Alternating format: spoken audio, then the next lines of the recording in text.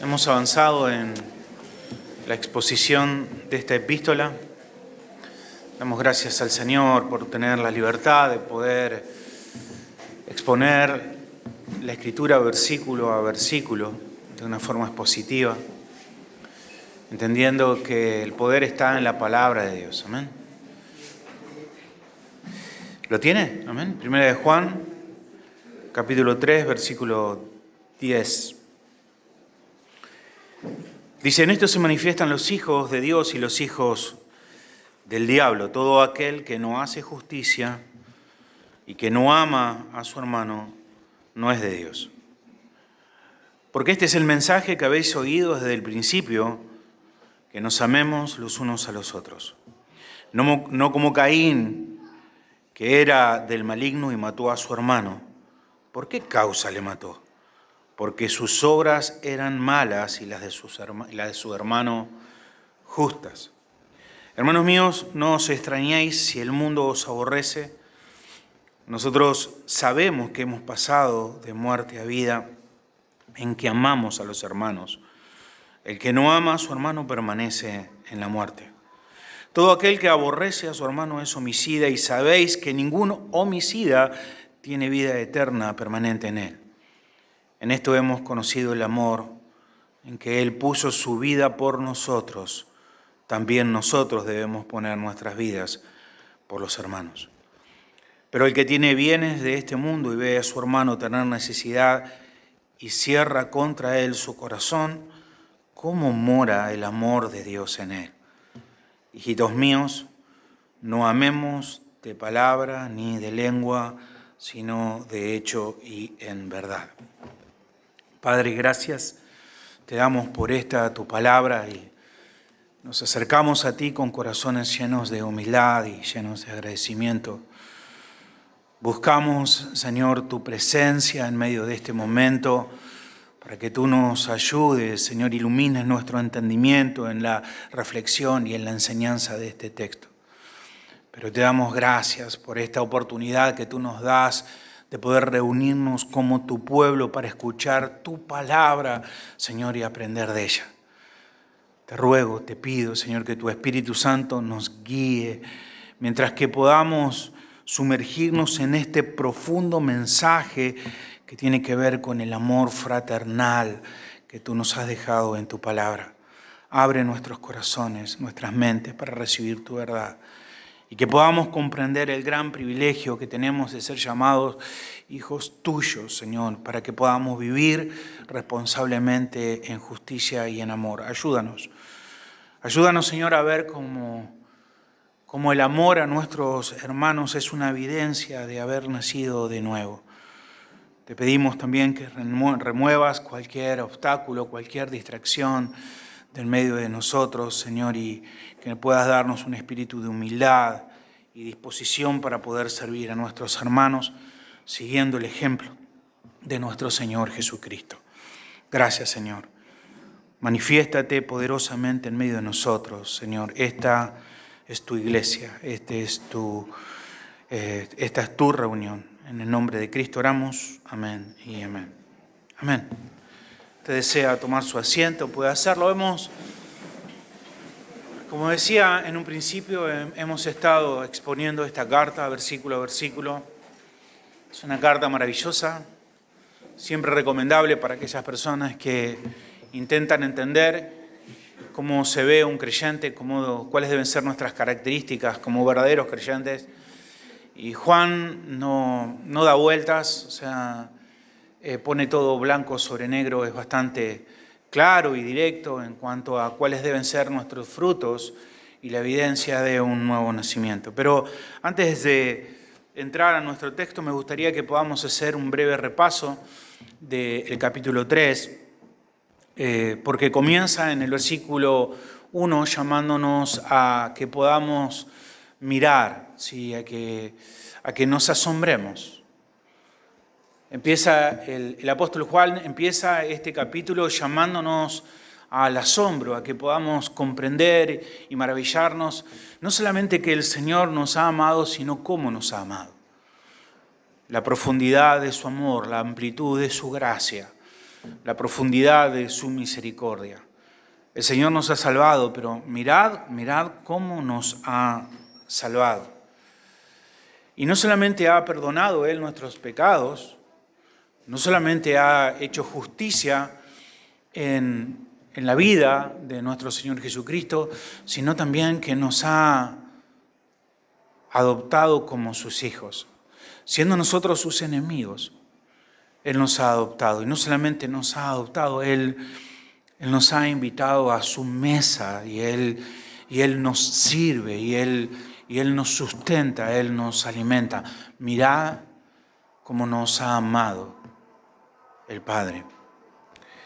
Mirad cuál amor nos ha dado el Padre para que seamos llamados hijos de Dios.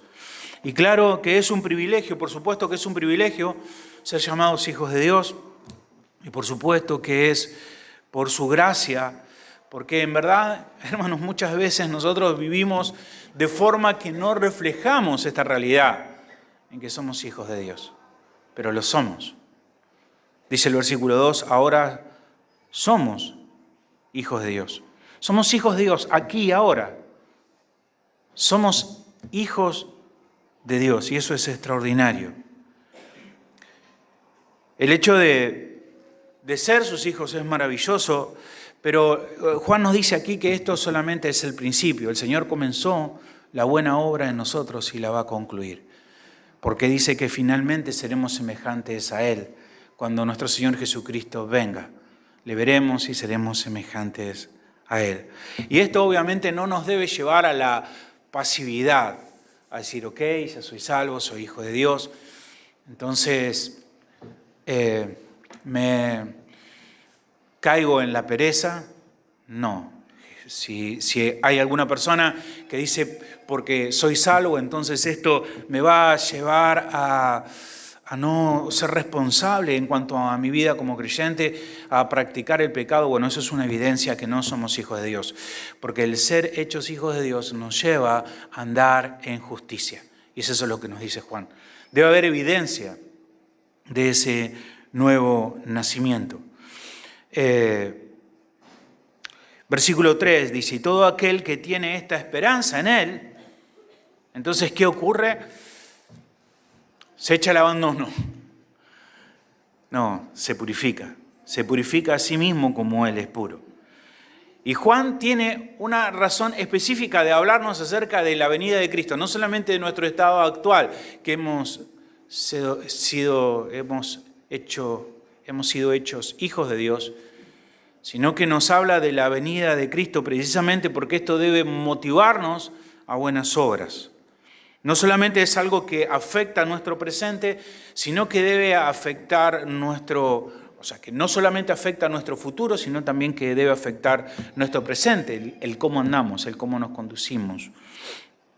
¿Por qué? Porque el pensar en esto y el esperar la venida de Cristo produce no iniquidad, sino que produce pureza. Amén. Que andemos en santidad.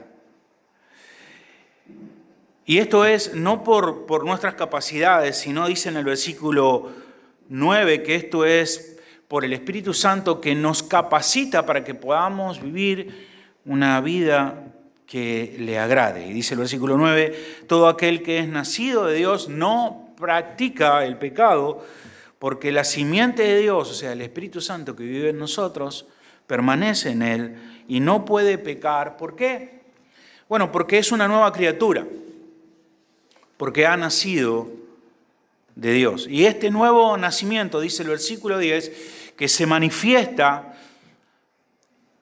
entre hacer notar los hijos de Dios y los hijos del diablo. Todo aquel que no hace justicia, dice, y que no ama a su hermano, entonces no es de Dios, no es un creyente. Así que tenemos dos evidencias. Primero es que el creyente anda en justicia, eso significa que no practica el pecado. Y lo segundo es que ama a su hermano. O sea, antes de avanzar me gustaría hacer dos aclaraciones con respecto a esto. La primera es que no es que nosotros debemos producir amor y porque producimos amor entonces vamos a nacer de nuevo. No es que si una persona practica el amar a las otras personas, que se dedica, no sé, a visitar a las viudas, a los huérfanos, a los necesitados y hace muchas obras de amor, que vende todos sus bienes, como dice el apóstol Pablo en 1 Corintios capítulo 13. No es que nosotros por medio de las obras podemos nacer de nuevo, no. Estas son evidencias de aquellos que han nacido de nuevo, y porque hemos nacido de nuevo entonces podemos amar, pero no porque amemos entonces vamos a nacer de nuevo. Y esa es la primera aclaración. Y la segunda aclaración es que nadie debe pensar que estas evidencias no son importantes. Es decir, que alguien puede ser un creyente sin necesariamente dar evidencias de andar en justicia y en amor. Porque pensar de que puede haber un creyente que no dé evidencias de ser creyente, es decir, que no ame a sus hermanos y que practica el pecado, bueno, eso sería contradecir directamente a este versículo, el versículo 10. ¿Por qué? Porque dice el apóstol Juan que aquellos que han nacido de nuevo no andan en injusticia y andan en amor, aman a sus hermanos, ¿no? Entonces, importante esto, ¿no? Esta idea de decir, ok, yo soy creyente, tengo el título de ser creyente, pero sigo viviendo, sigo haciendo lo que antes hacía. Bueno, eso es evidencia, entonces, que el Señor no nos ha salvado, que no hemos nacido de nuevo.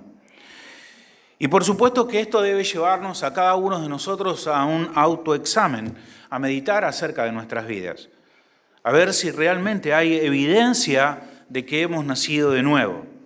Obviamente no para jactarnos y decimos, wow, cuánto amo, miren cuánto amo, miren cómo ando en santidad, sino para ver realmente, considerar realmente nuestras vidas. Y si amamos a nuestros hermanos, no es para que nos demos gloria a nosotros mismos, sino para que demos gloria a Dios por lo que Él hizo en nuestras vidas. Estamos en este tiempo viendo un material, quizás si usted está dentro de los diferentes grupos que se han conformado en la iglesia, y le animo a que pueda hacerlo, estamos viendo un material que trata acerca del avivamiento, ¿cierto? ¿Ok? Acerca del avivamiento, y meditamos acerca de esto. Y cualquiera de ustedes cuando pensó en el título de este libro, quizás su mente se haya remitido al concepto que casi todos nosotros tenemos acerca del avivamiento. Y es que el avivamiento puede producirse en algún lugar, ¿no? El avivamiento es como que algo que sucede en una iglesia, en algún país.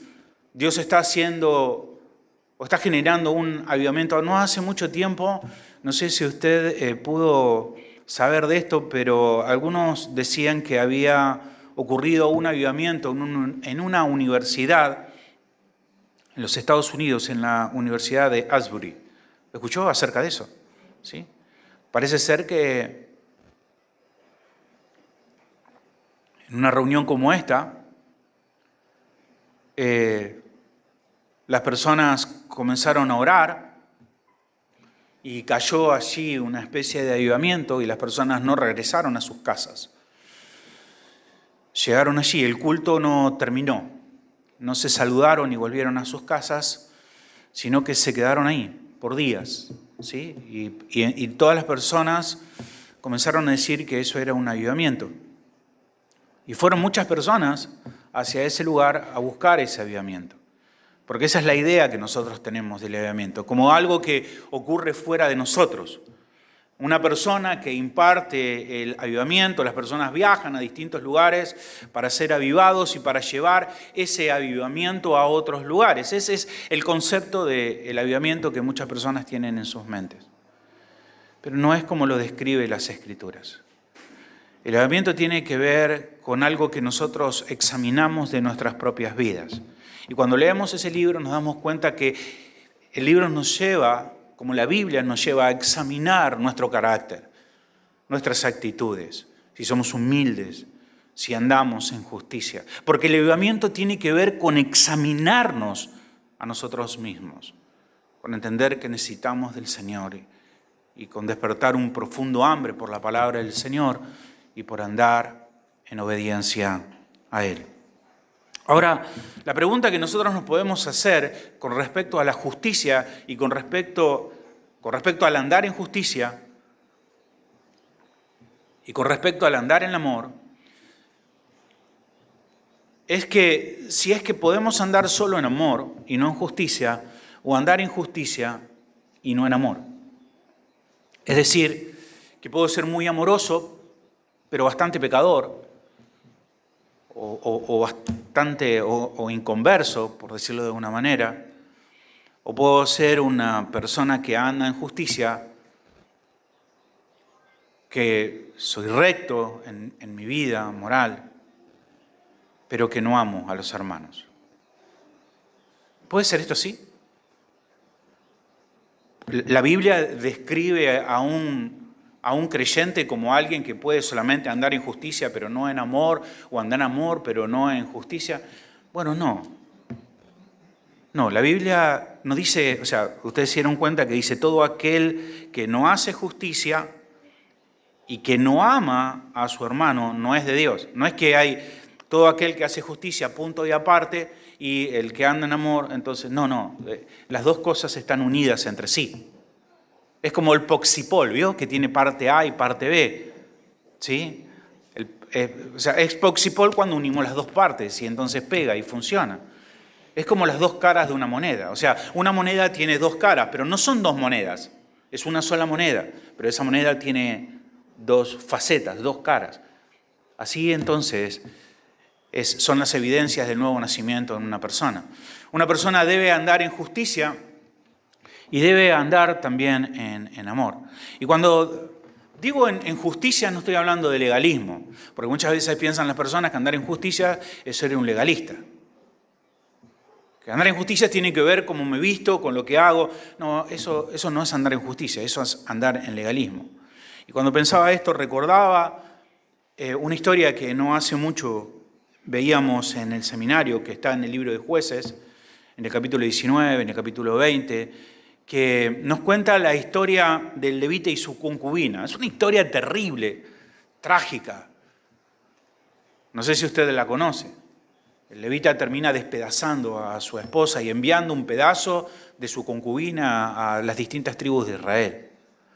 Pero lo curioso cuando leemos la historia de este hombre, en el capítulo 19, en el versículo 2, comienza allí diciéndonos que la concubina de este levita le había sido infiel. Dice, y su concubina le fue infiel y se fue de él a la casa de su padre. Esta palabra infiel no significa que lo engañó con otro hombre. No, o sea, lo que significa que le fue infiel en el sentido de que lo dejó. Aparentemente no estaba siendo bien tratada por el levita, y entonces dijo, me voy a casa de papá y de mamá. Se fue a la casa de sus padres. Entonces, aquí se la llama como que fue infiel. Y el levita la fue a buscar. Y luego, volviendo a su casa, a donde vivía, dice el versículo 11, quizás leamos el versículo 10 en adelante, dice, mas el hombre no quiso pasar allí la noche, sino que se levantó y se fue y llegó hasta enfrente de Jebús. Jebús hasta este momento era, esto luego es Jerusalén, es la ciudad donde en este momento estaban habitando los jebuseos. Dice que llegó hasta ahí, todavía no era Jerusalén. Enfrente de Jebús, que ahora es Jerusalén, con su par de asnos ensillados y su concubina. Y estando ya junto a Jebús, o sea, ellos estaban buscando un lugar donde pasar la noche. Ya era de noche y ese era el lugar donde podían pasar la noche. Y estando ahí, y el día había declinado mucho, ya era casi la noche, y dijo el criado a su señor, ven ahora y vamos a esta ciudad de los jebuseos para que pasemos en ella la noche. Y su señor le respondió, no iremos a ninguna ciudad de extranjeros. Este levita era un hombre moralmente imperfecto, pero muy legalista. Era capaz de tratar mal a su esposa, pero no quería pasar la noche en una ciudad que no era de judíos. Eso es un legalista.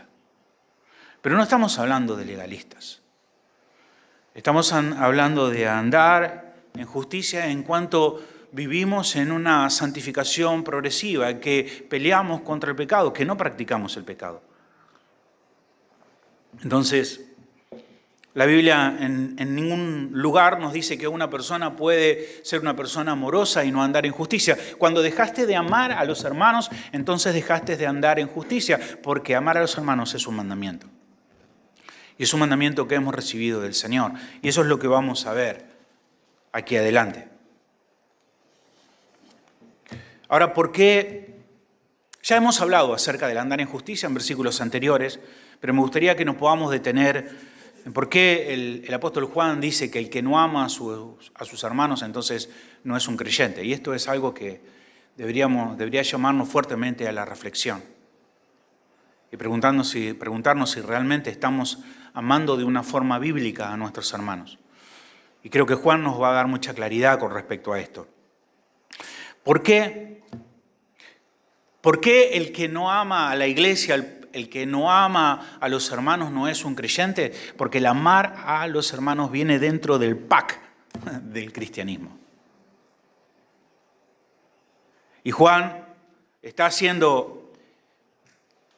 enfatizando esto para hacer una distinción entre el falso cristiano, el falso creyente y el creyente verdadero.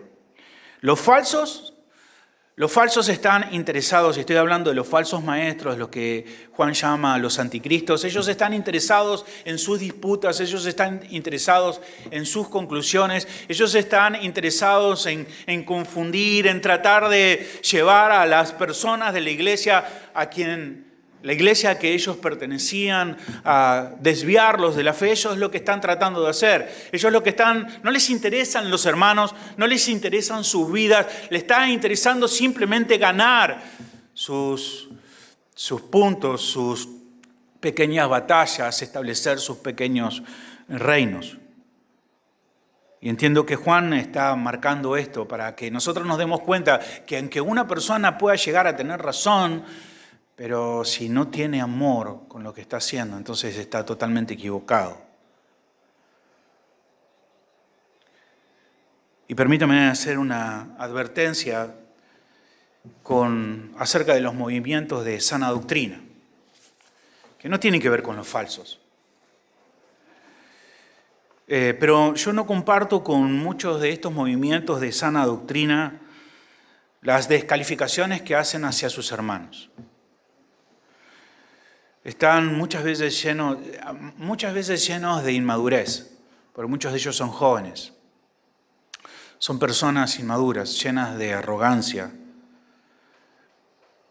A veces se manifiestan como si fuesen una especie de élite, como que todos los demás no comprenden, son tontos, son torpes para poder leer las Escrituras. Yo no puedo decir que eso está bien, porque la palabra es clara que la buena práctica del creyente no es solamente manifestar la verdad, sino manifestar el amor. La intolerancia, la burla, las bravuconadas que muchas veces nosotros vemos son propias de los falsos maestros y no de aquellas personas que buscan la verdad, porque aquellos que buscan la verdad y son creyentes también buscan la edificación y el amor para con la iglesia. Nunca dañar la iglesia por la cual Cristo murió.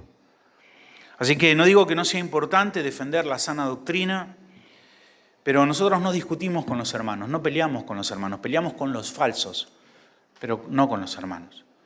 Así que cuidado a aquellas personas que creen que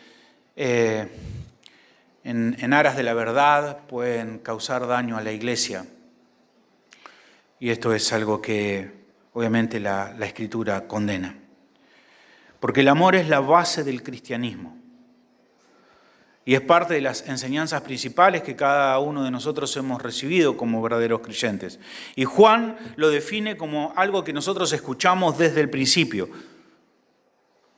El Señor Jesucristo, en Juan 13:34 dice: un mandamiento nuevo os doy, que os améis los unos a los otros como yo os he amado. que también nos améis los unos a los otros. En esto conocerán todos que sois mis discípulos. ¿En qué? Si tuviereis amor los unos por los otros.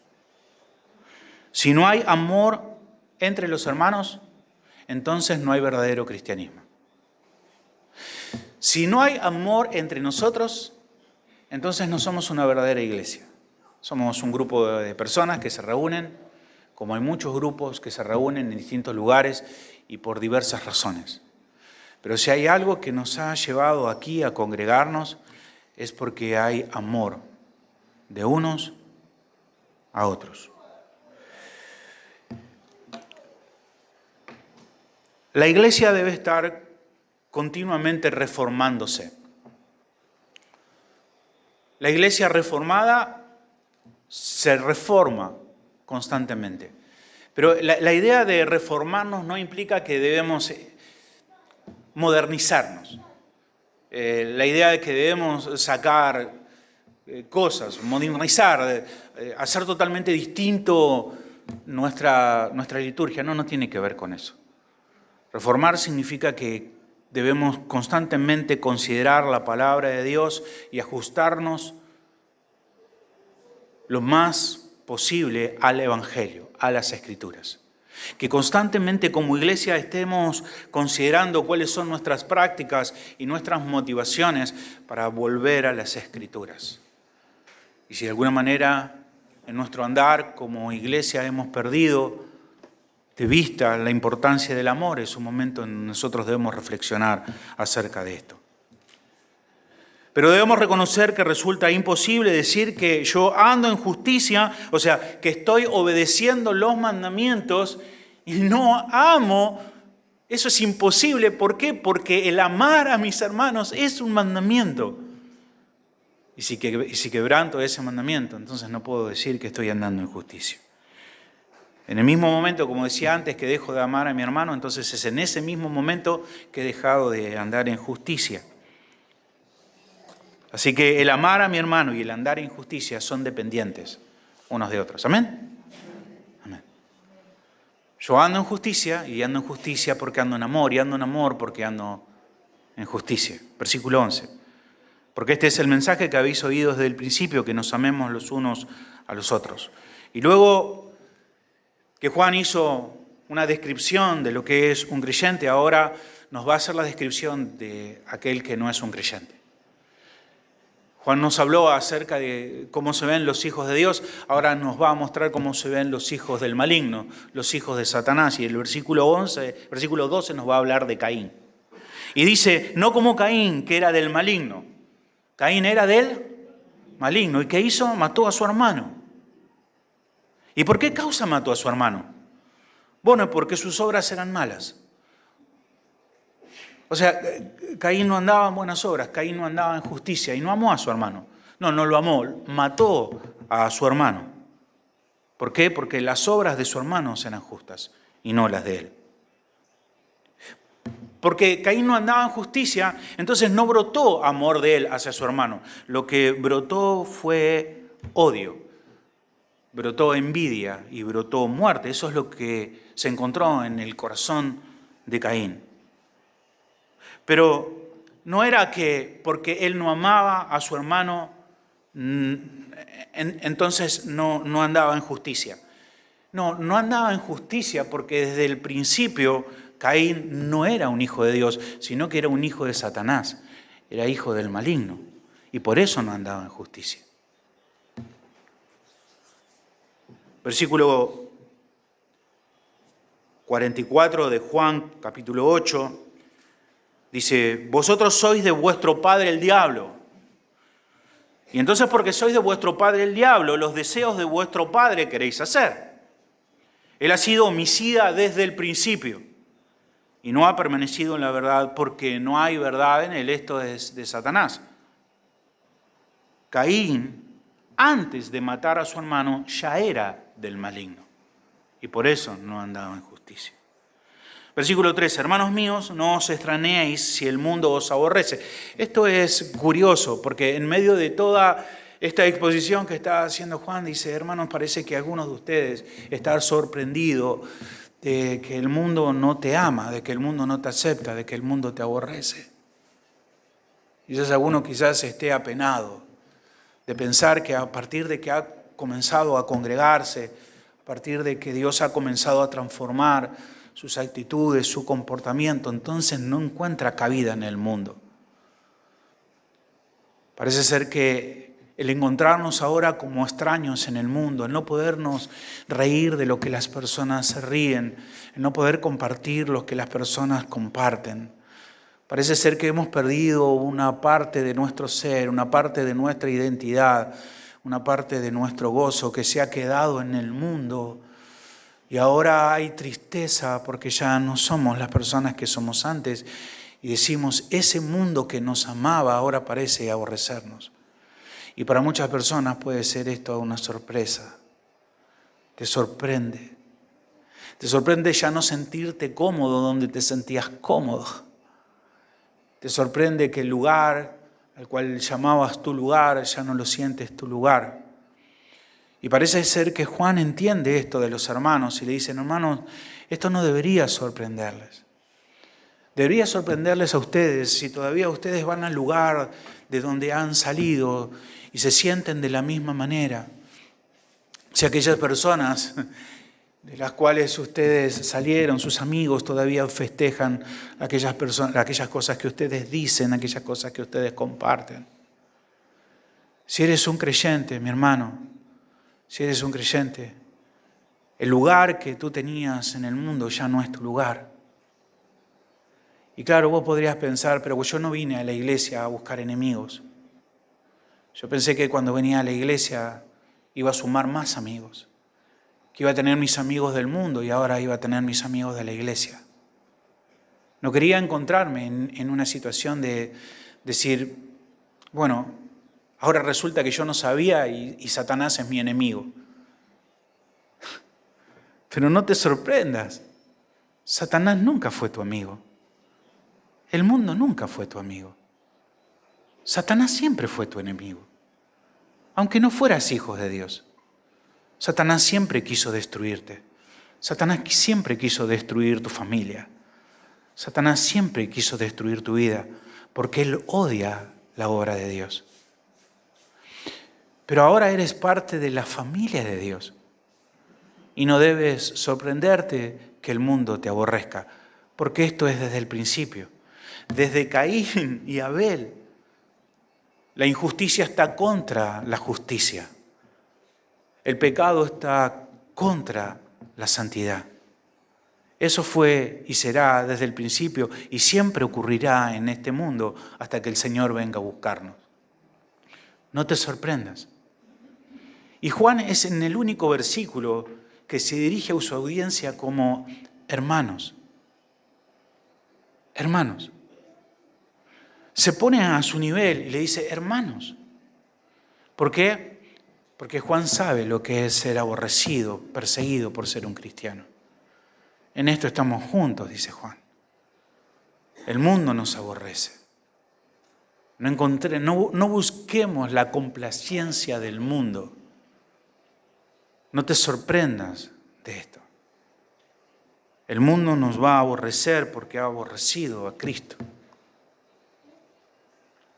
Así que no te extrañes si el mundo te aborrece, si encontrás hostilidad en el mundo. Deberías encontrar tu lugar en la familia de Dios. A veces me preocupa de personas que son creyentes, pero que no hacen lazos con sus hermanos, que no encuentran la iglesia como su lugar. A veces cuando le pedimos a ustedes que vengan a pasar tiempo en la iglesia haciendo cualquier cosa, no sé, de limpiar, ayudar a los hermanos que están construyendo, cualquier cosa. Y cuando alguien puede pensar y decir, no tengo tiempo para ir a la iglesia porque yo tengo una vida. Bueno, si vos todavía tenés una vida, entonces la vas a perder. Porque aquel que pierde su vida para el Señor, entonces la va a ganar. Yo no entiendo cómo una persona pudo haber dejado su lugar en el mundo y no haber encontrado su lugar en la iglesia. Si todavía no encontraste tu lugar en la iglesia, si no sientes la iglesia como tu familia, si no has hecho el lazo con tus hermanos, si no sientes amor y dependencia de parte de ellos, entonces ¿dónde estás? Este es el lugar que el Señor ha escogido para nosotros, para que podamos amar a nuestros hermanos, servirles y claro, ser servidos también por ellos. Pero en el mundo vamos a encontrar hostilidad y un creyente no debería asombrarse por eso. Santiago 4:4 habla de las almas adúlteras. ¿Saben quiénes entran dentro de esta categoría de almas adúlteras? ¿Qué es un adúltero?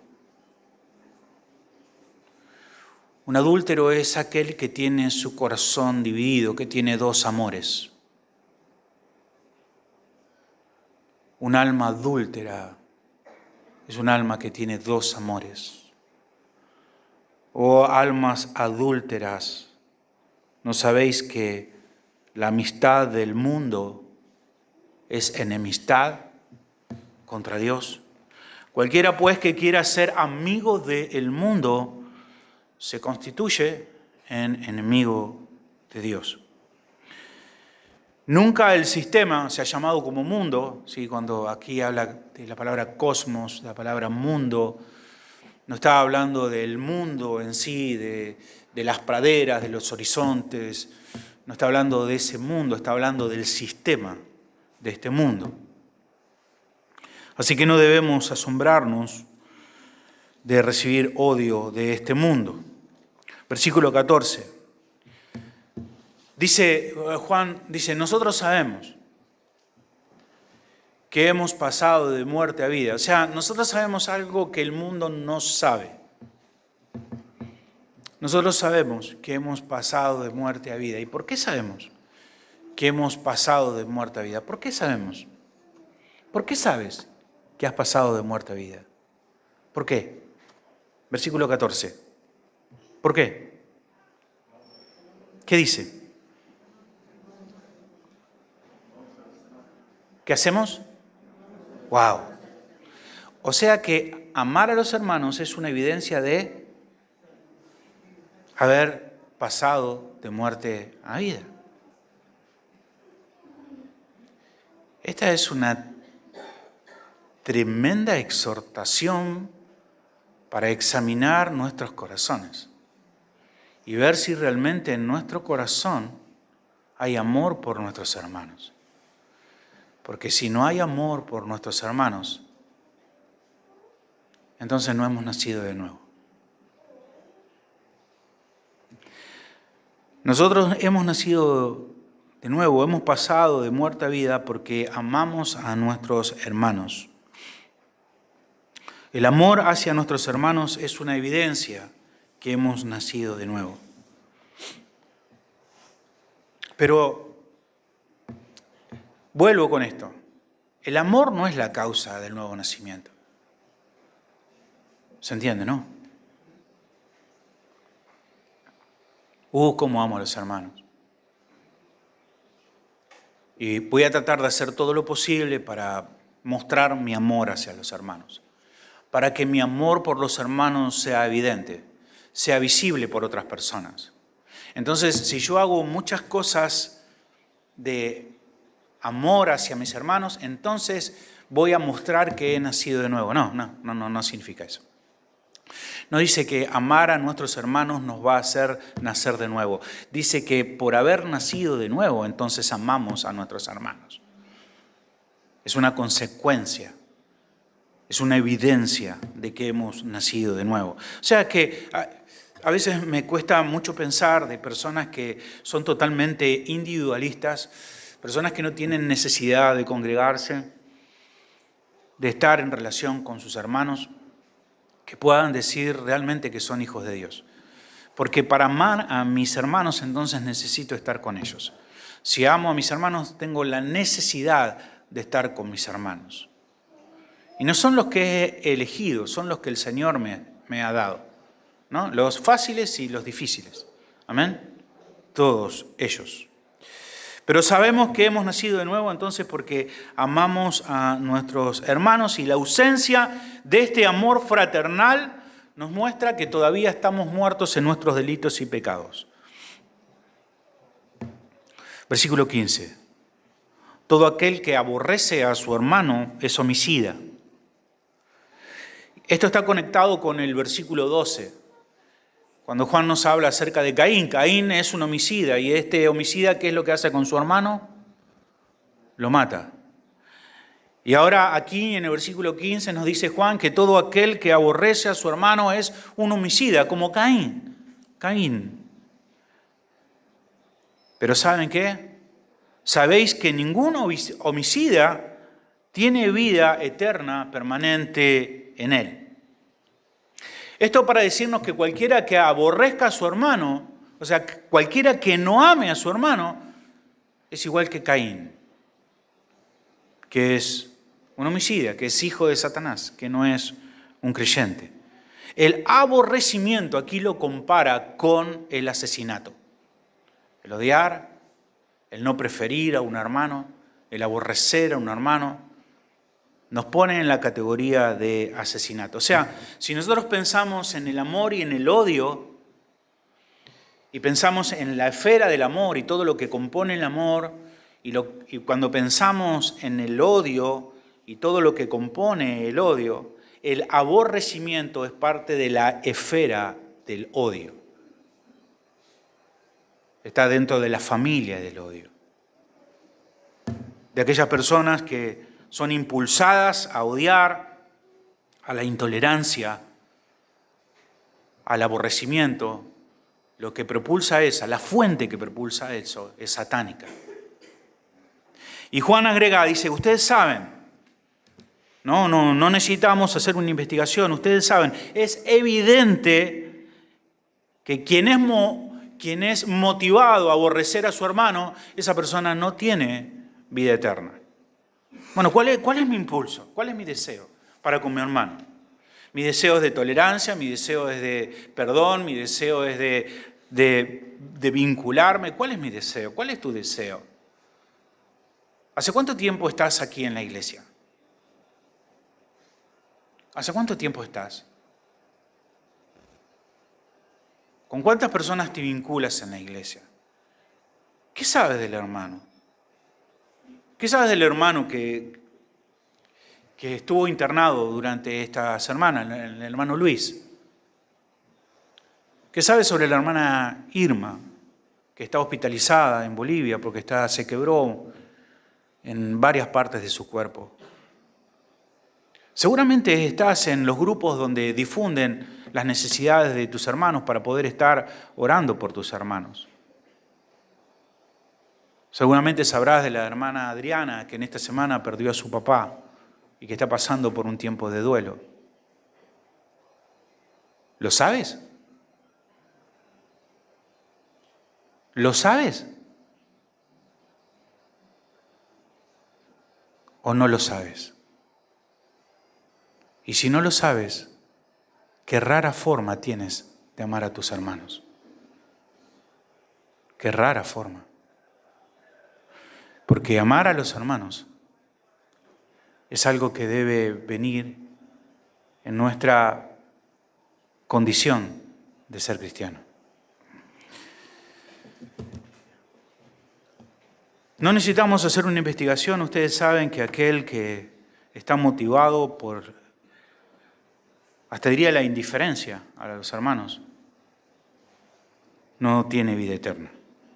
Pero esto no significa que un asesino no pueda ser un creyente. Claro que sí. La sangre de Cristo nos limpia de todo pecado. Y cualquiera que se arrepienta de cualquier cosa que haya hecho, incluso el asesinato, entonces encontrará perdón acerca del Señor. Pero nadie que es un homicida no arrepentido posee vida eterna que proviene de permanecer en Cristo. Versículo 16. En esto hemos conocido el amor en que Él puso su vida por nosotros, también entonces nosotros debemos poner nuestra vida por los hermanos. En esto hemos conocido el amor. El amor es algo que nosotros conocimos. Si queremos, alguna persona podría decir, pastor, yo quiero amar a mis hermanos. Pero ¿sabe que no sé cómo? No sé cómo amar a mis hermanos. Mis hermanos, el amor es algo que nosotros hemos conocido, que sabemos. El amor es algo que el ejemplo del amor perfecto ya ha ocurrido en nosotros. El amor perfecto fue manifestado en la cruz. La fuente del amor es el Gólgota. Si sabes cómo amar, entonces mira a Cristo.